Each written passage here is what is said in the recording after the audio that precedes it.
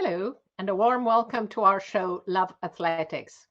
In this program, we bring you the latest highlights from our sport with expert input from different continental areas. And we're delighted to have back with us Kenyan journalist Mutwiri Mutuota. Hello, Mutwiri. Lovely to see you, and a big thank you for joining us. Hi, Anna. It's always great to see you again and great to be in this show. Been quite an interesting few weeks in the sports that we all love so much. Of course, capped with what happened in Hungary some fortnight ago. Also, we had two Diamond League meetings since then, but everything is ticking on well as we close yet what will be another memorable season in the sport. Definitely. So before we focus on the athletics news from the last week, including the two Diamond Leagues in Zurich and Xiamen, let's take a final look with our guest at the recently concluded World Championships in Budapest. So Mutwiri, I'm going to ask you to look at the following: extraordinary athletes, rising stars, and major surprises. And of course, we start with extraordinary athletes. So who were the athletes who impressed you the most in Budapest? The extraordinary athletes, first of all, it was great performances from all the athletes. The medal spread was more than we have ever seen, I think, since the event became what we know it now in the current format.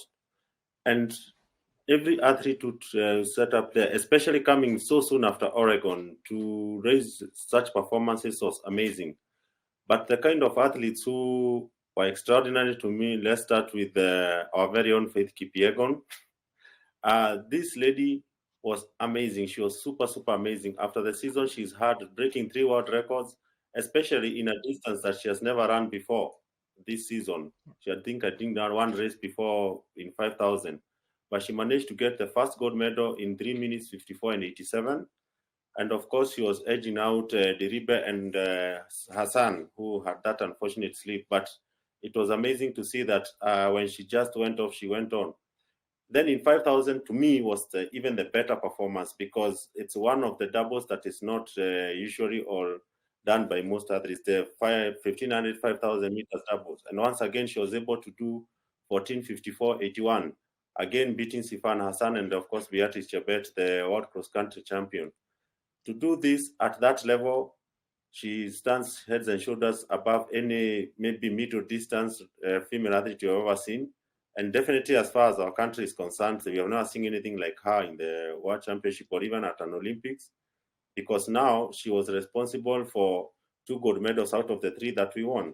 So that was extraordinary by any standards. The second extraordinary athlete we had is Shakari Richardson. Why are we saying she was extraordinary? It's because she came to these World Championships with a lot of pressure, with a lot of issues coming back from missing the Tokyo Olympics. Then the last season, she had a terrible season. Then this season, she came here in Kenya in May, won a race to underline her status. And since then, she couldn't stop. But the question was, could she deliver? Remember, she went to the final having with a small queue as the nerves threatened to pull everything of hers apart. But she recovered to win gold in what is a championship record of 10:65.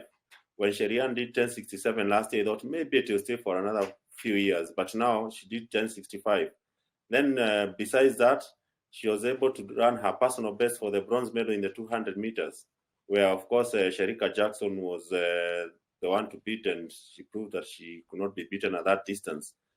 And then to come and run that brilliant anchor leg in the 4x1 relays was amazing. I mean, for such a young athlete with so much pressure, with so many things that going on about her, to come and blow away the field like that was simply amazing. The third athlete I would say was extraordinary. Of course, we live in Amondo's world, right?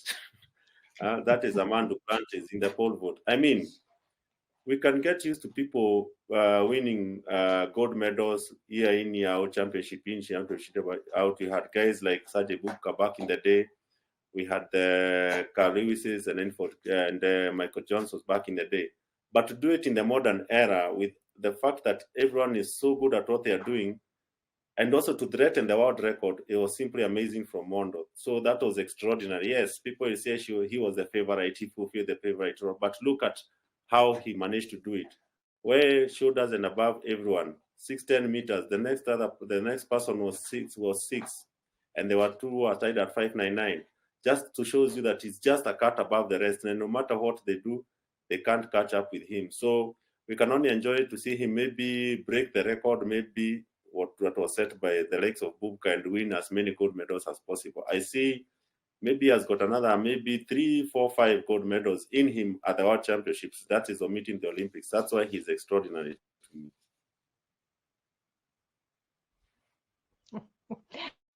Thank you, Mutwiri. So last week we had checked out the highest quality performances in Budapest, and let's look now at the best of the best, athletes who won multiple medals. So with 4 consecutive gold medals, the star is Venezuela's triple jump Yulimar Rojas.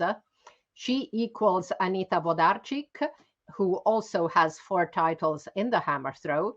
And among the women, the top star is still Shelly-Ann Fraser-Pryce with 5 golds in the 100 meters.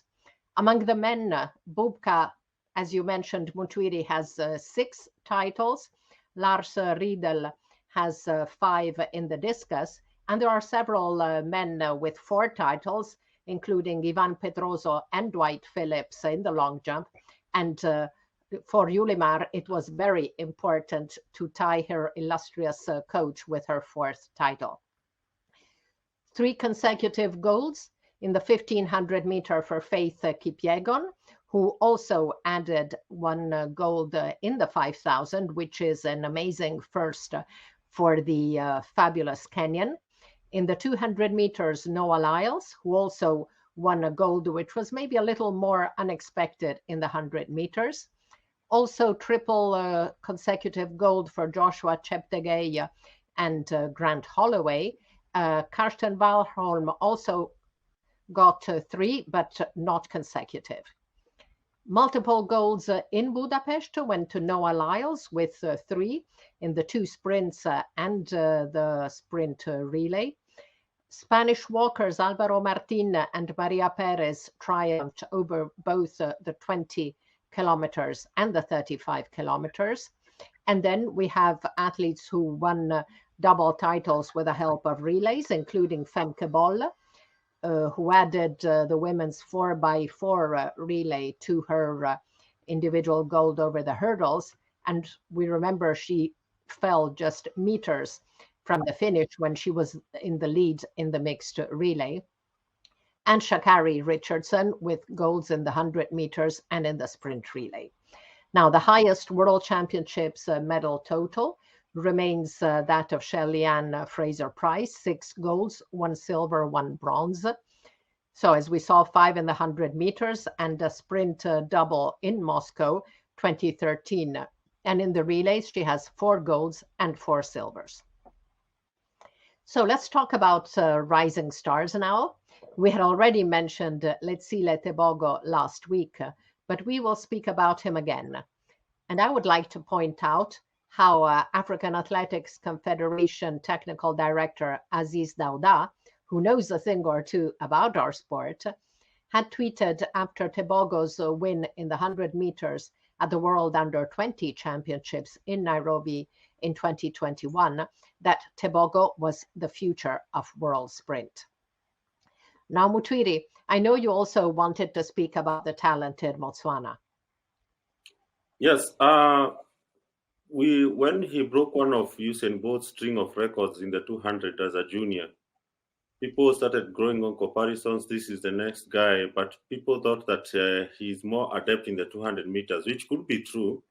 But to come and run a 988 national record at the final of our championship, at the age that he is right now, with all the stars around him, Fred Curry, Marcel Jacobs, Noah Lyles, Christian Coleman, all those guys, to do it in the mix and to get a silver medal was absolutely amazing. The first 100 meters medal of any color that Africa had ever gotten. And if you thought that was not enough. He goes ahead and runs 1981, which was not his best performance in the 200 meters. I think that his performances in the 100 meters may have done something to him in the 200, but he is a star to watch. And not only now, he's not someone to watch. He is already now here. He's arrived now. So from next season in Paris, then maybe Tokyo and wherever he'll host the World Championships in 2027, he'll have a huge say if he can stay injury free and of course stay focused to what he's supposed to be doing, which is just running. But right now, I can say that Tebogo is a star.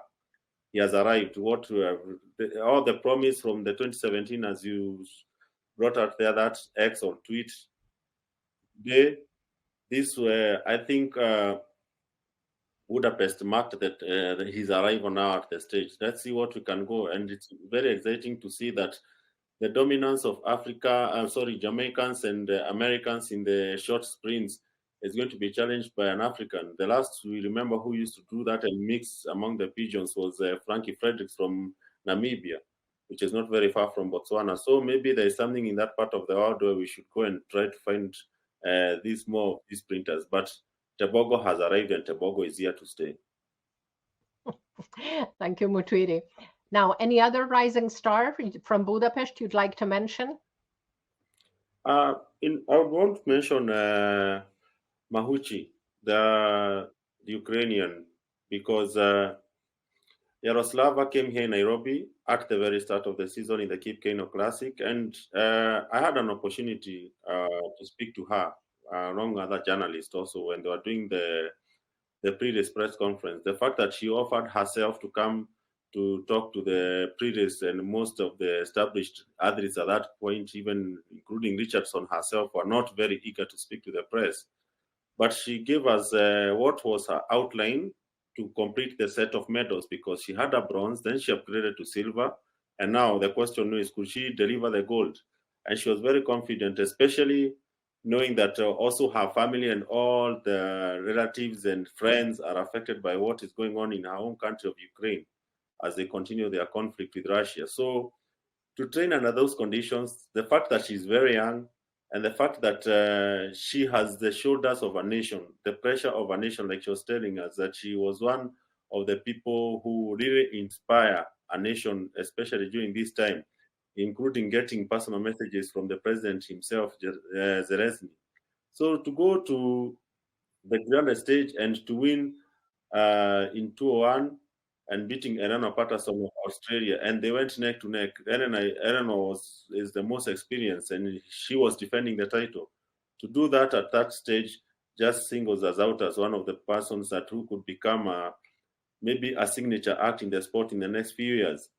Maybe we can also mention briefly Mary Mora. She's not exactly what you'd call a rising star, because she has taken quite a wrong route to get there. She started in 400. She tried the hurdles the other time. Even she tried the combined events, because in Kenya, if you're not a middle distance runner, your opportunities are not that many in athletics. But she moved on to the 800 and took a lifetime best of her to be crowned a world champion. The third Kenyan lady to be crowned the world champion in 800 meters after Unisum in 2013 and Jeff Koskei in 207.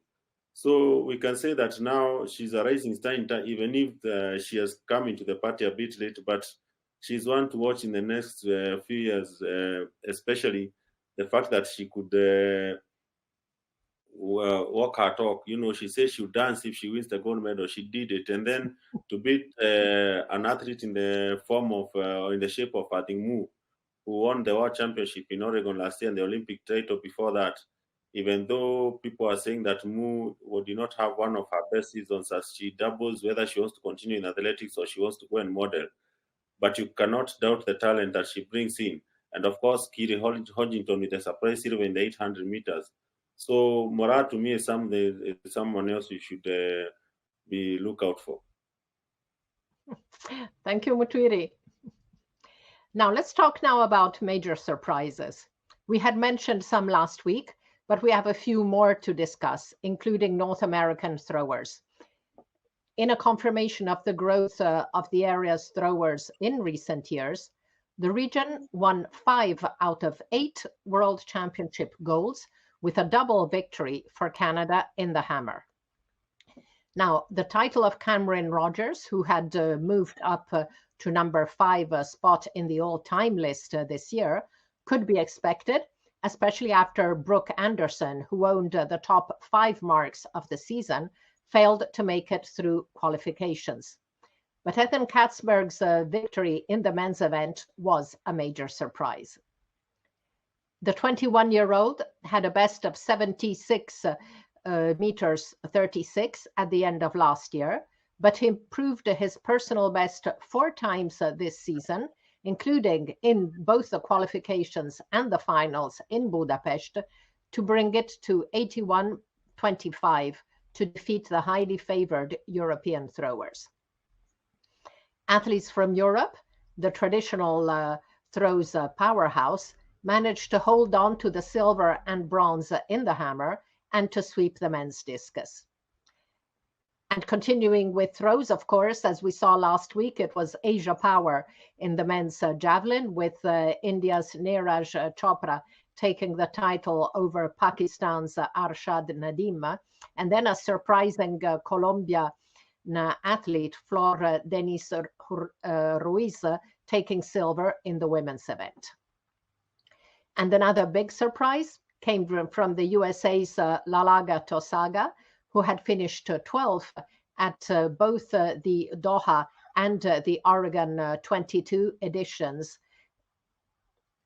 She was again trailing in last position after 2 attempts before securing her spot in the final 8 in the next round, adding 10 centimeters to the PB she had set at the US Championships in July.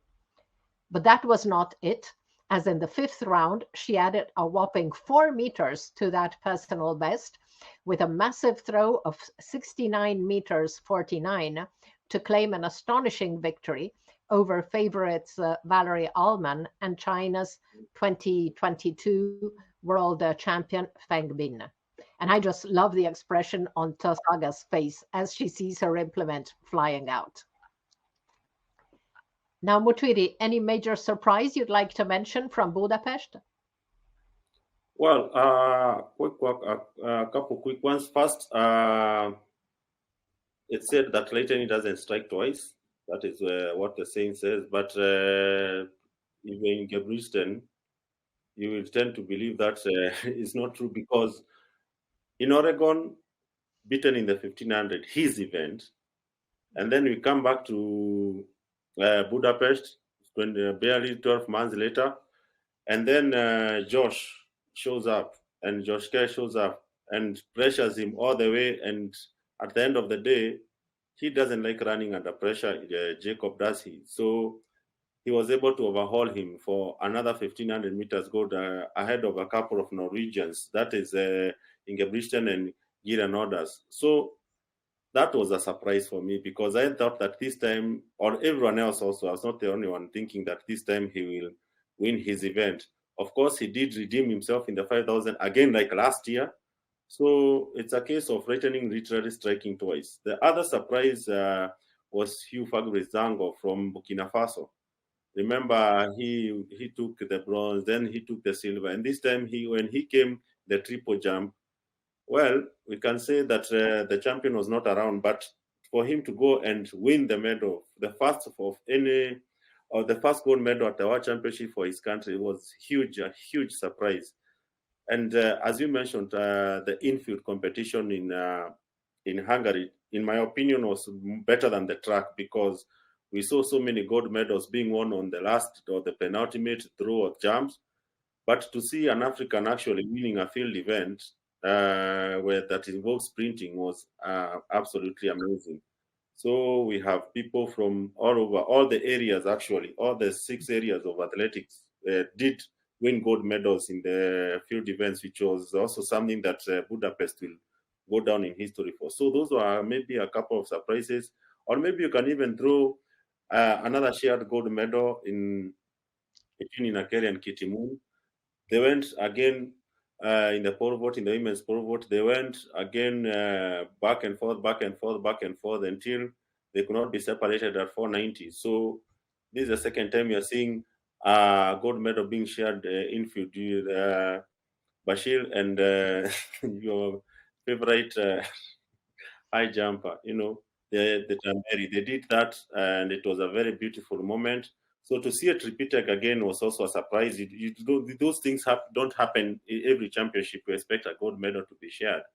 So those are some of the things that really surprised me in this Budapest, as I believe that the infield or the field events have actually now started getting the kind of headlines that have been reserved for the tracks because of the high drama, the last minute throws, Africans winning in the triple jump. You see gold medals being shared.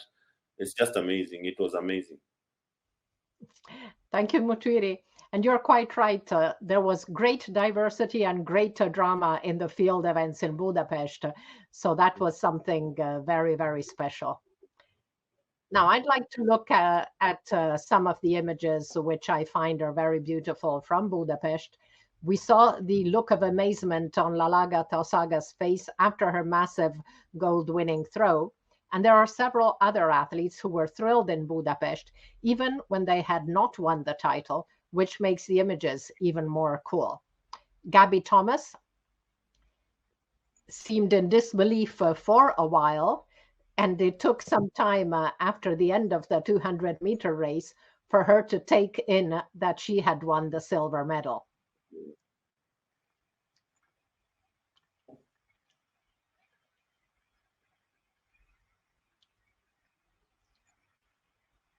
And in that race, a third-placed Sha'Carri Richardson was also delighted with her second medal, going to give winner Shericka Jackson a big hug.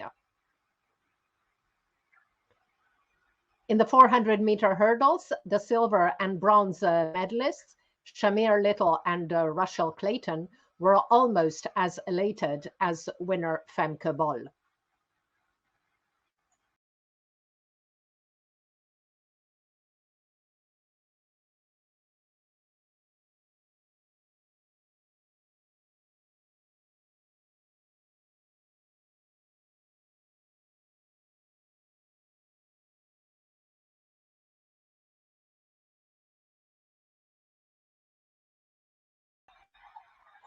In the high jump, Australia's bronze medalist, Nicola Ollislagers, who is among the athletes radiating joy every time she competes, was again elated with a successful clearance.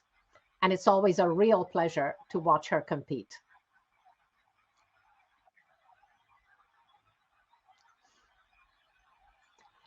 Now, I would also like to highlight the joy and splendid performance of the Italian women's 4x100-meter relay, who clocked a very good national record of 42.14 in the heats, and then placed just off the podium, ending the final in 4th place.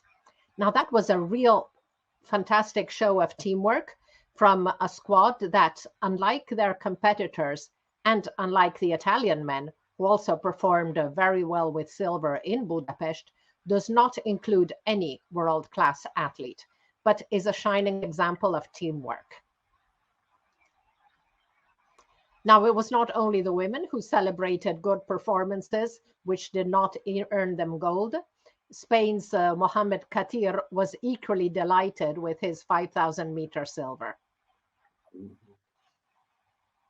And finally, a tribute to the photographers who take all these wonderful pictures. And a huge thank you to Kirby Lee and the Italian Federation FIDAL for giving us access to their archive.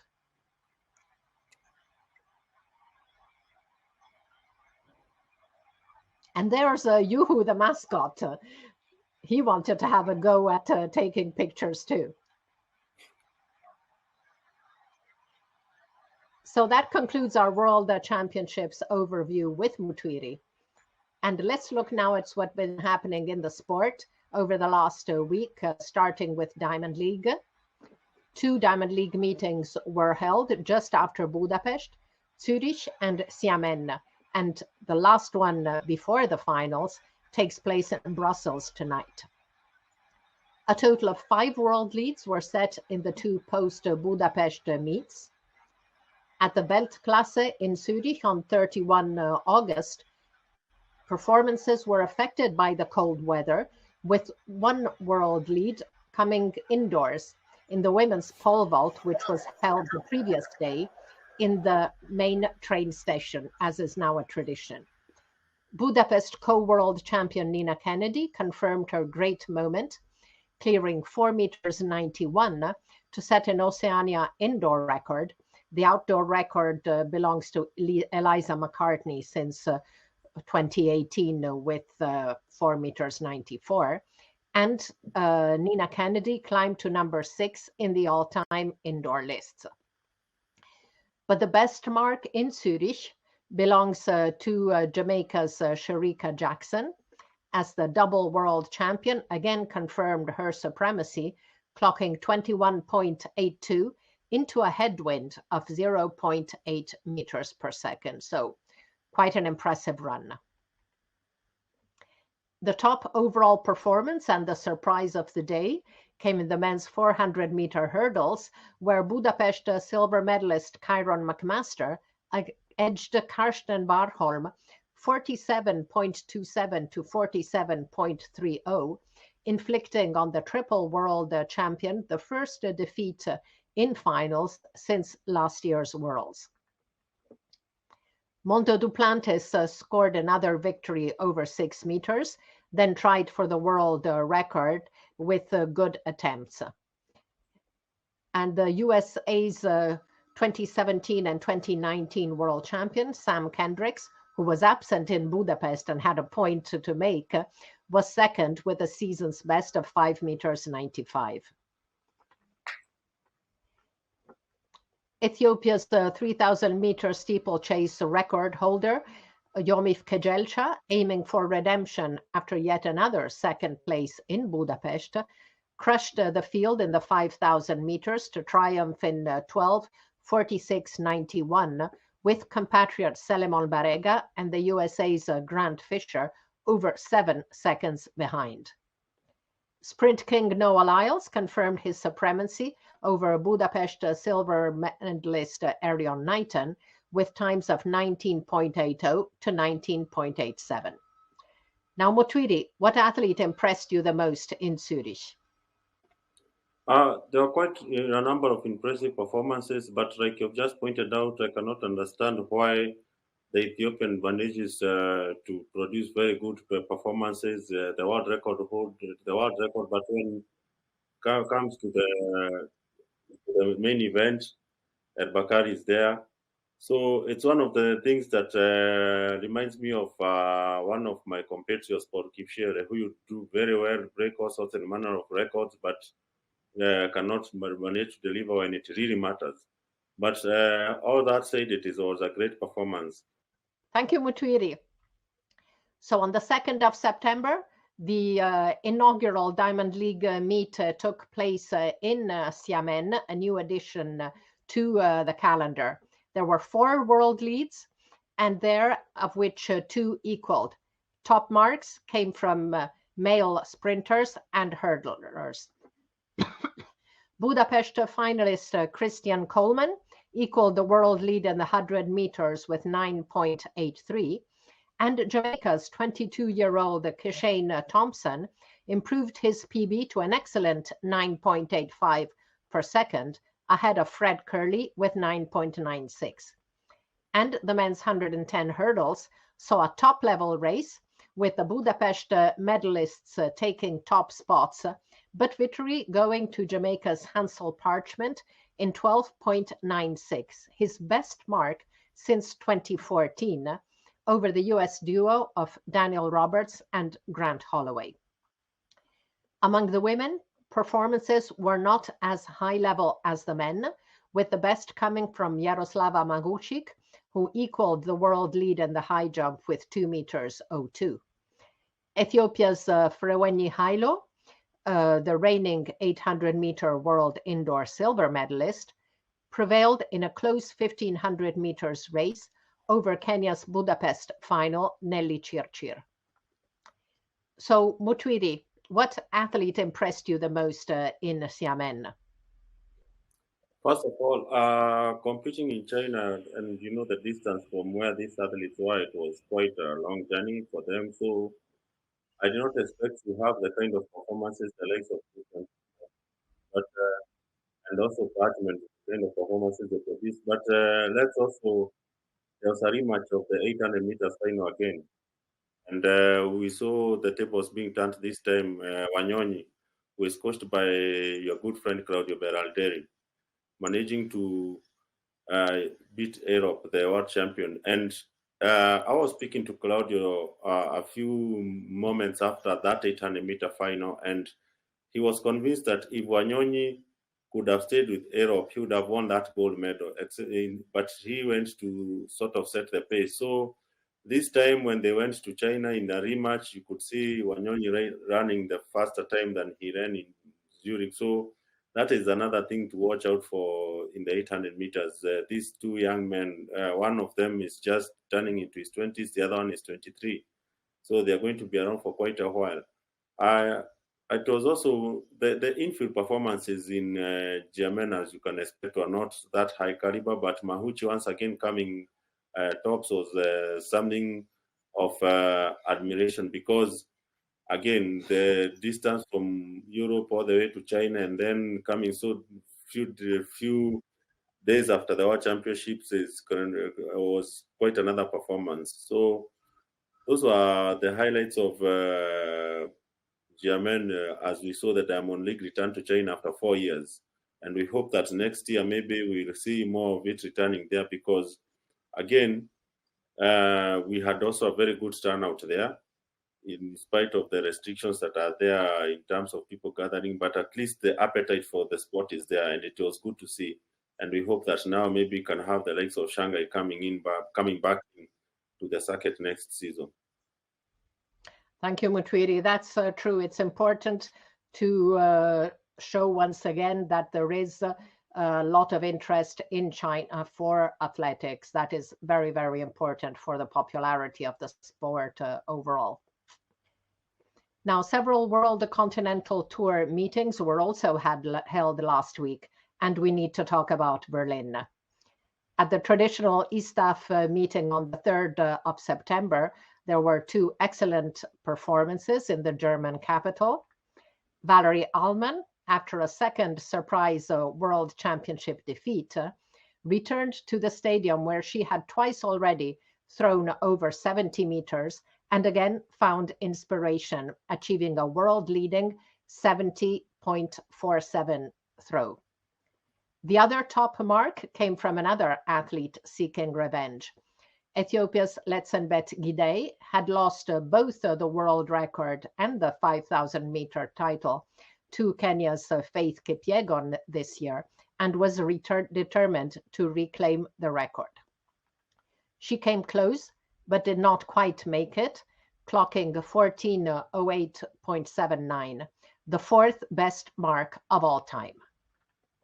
Among the men, the best performance came from another Budapest silver medalist, the Philippines' E.J. Obiena, who cleared 5:82.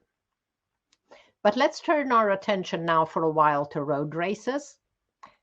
While we were all focusing on performances in Budapest, on the last day of the World Championships, the Antrim Coast Half Marathon took place in Larne, Great Britain, with excellent performances in the men's race. Kenya's Daniel Mateko ran a world-leading 58:36, closely followed by Ethiopia's Jamal Yimer Mekonnen with 58:38. Mutwiri, what can you tell us about Mateko? Mateko he has been one of the athletes who was there when we hosted the Under-17 Championships. He was there and he took a medal there. But we were expecting so much from him in terms of turning his pedigree in the track because we are struggling to, as it were, to get athletes who can do 5,000 and 10,000 meters.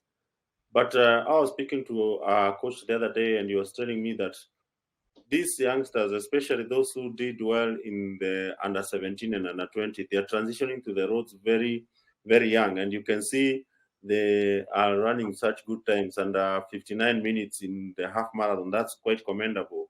If you can go back some time back before 2007, only I think 3 Kenyans had managed to run under 59. That was the rate Samuel Wanjiru, and I think Patrick Makawi, if I'm not mistaken. Now there are so many of them doing sub 59s, and every weekend we lost track of them. So I think we need to figure out, or as a country, we need to see the kinds of material, seeing them run in Paris next year, because in to be honest, if Kenya is picking, we cannot pick a any medal in 1500 meters. We can't.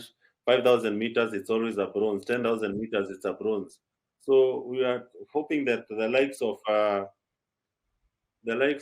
Krop, who did very well in Hungary, can stick around and run track for a while, so that we can go back to the usual to what used to be the traditional transition. That is from you do the track, you move all the distances up to the 10,000 meters, then you transition to the roads, because Mateko is barely 21, 22, and he's running 58. You don't expect that athlete to be around running such times in the marathon maybe in 5 years from now. So that is where although we can celebrate the performance, but we have to look at what it generally means in the sport and as a country in the next few years. If we continue losing the best, very young talent to road racing in the marathons and the half marathons, doing under 59 or doing under 2 hours and 4 minutes, because that is basically now where we have adjusted the performance levels in the marathon. You're doing it at 21, 22. I think it's a great when you do for the statistics, somebody running 58. But I think when you look at the bigger picture, it's one of the contributing factors why this country cannot produce people who can win 5,000 or 10,000 meters. Thank you, Mutwiri. That was really interesting. Also on 27 August in Buenos Aires, Argentina's Florencia Borelli improved her own half marathon area record, taking it to 69:28. So it's time now to go back to the global overview of our sport and check out the world leads. There were several in the last 10 days between Diamond League and other meets. So as we saw, Christian Coleman in Xiamen on the 100, Emmanuel Wagnoni and Daniel Matejko in Larne among the men. Among the women, Beatrice Chebet in Xiamen, Jaroslava Maguchik equaled the world lead in the high jump. Nina Kennedy, indoor with 4 meters 91 in Zurich, and the best performance of all among the world leads, Valerie Allman in Berlin. However, as not all world leads are top level marks, we will also continue to check the best results of the past few days. We'll do 10 days this time, starting with the senior men's events. So Christian Coleman and Keshane Thompson, excellent performances in Xiamen. Over the 200, very good, not quite as the level of the 100. Noah Lyles and Arion Knighton in Zurich. 5,000 Yomif Kejelcha in Zurich. On the roads, sorry, that should read 10 half marathon. Daniel Matejko and Jemal Yimer Mekonen. Hansel Parchment, excellent race in Xiamen, and also very good mark for Daniel Roberts in second place. The best event and the best race was the 400-meter hurdles in Zurich, with Kyron McMaster overcoming Karsten Warholm and Alison Dos Santos in third place.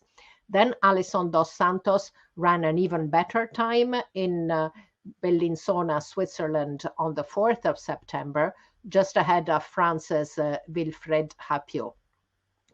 Mondo Duplantis continued his magic in Zurich,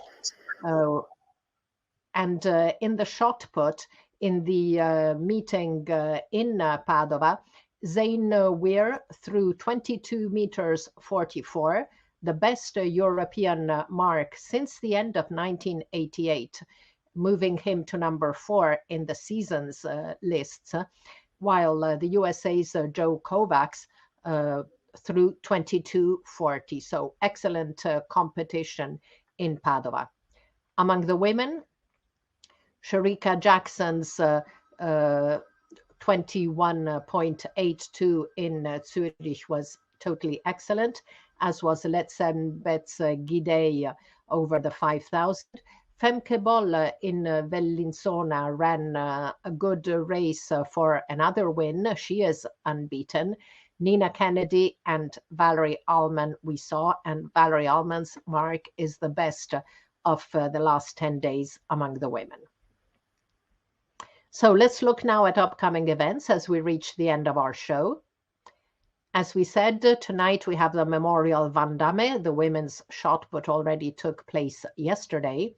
On 10 September, the Memorial Boris Hanzekovic in Zagreb, which actually lasts over 3 days. It starts today with the men and women's long jump held as city event.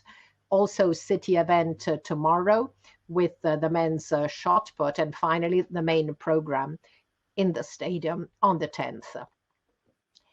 Next weekend, 16-17 Diamond League finals, the Steve Prefontaine Classic in Eugene. And then calendar takes on an autumn touch. We start with the marathons. 17 September, Sydney Marathon, a World Athletics Platinum event, hoping to join the World Marathon Majors. 23 to 24 September, the World Combined Event Tour Gold event, the Decastar in Talence. And then, yes, we're starting with cross country as well. It's World Cross Tour Silver, but it's the oldest cross country in Lindigo, Sweden on the 23rd. The Berlin Marathon on the 24th of September. Asian Games start at the end of September and last into October. And on 1st of October, the inaugural World Road Running Championships in Riga. So this track season is coming to a close, but immediately marathons and road events will take center scene. So we're now at the end of the program. It was great having Mutwiri with us on the show. Thank you, Anna. It's always a pleasure to be part of this show, and we look forward to more and more engagement as we go on, and as we tell the people and we preach the gospel of the sport that we love. It's always a highlight for me to be part of this show, and let's hope that we're going to enjoy more performances in the coming few days now as the track season transitions now to the road. Whether we can see new world records, maybe Kipchoge, maybe Eliud was running in Berlin on 24th, maybe up to something. The Asian Championships will be also very keenly contested, especially since we still have the kind of performances we witnessed from the Asian athletes in Budapest, and most of them will be out to redeem themselves. So that is also something I'm also looking forward to see what will happen there. And of course, the inaugural road running championships. Let's see how it manages to fit into what has been great events from the world athletics over the years. So there's a lot to look forward to, and a lot to discuss, and I hope that we'll get the opportunity to do that again. Thank you so much, Mutwiri. Definitely will. Looking forward to the rest of the season and looking forward to having you again soon. So a big thank you to Mutwiri. Thank you all for watching, and see you next week on Love Athletics to look together at the highlights, comments, and analysis of what's been happening in our sport over the last 7 days. Bye-bye. Thank you, everyone. Ciao. Ciao.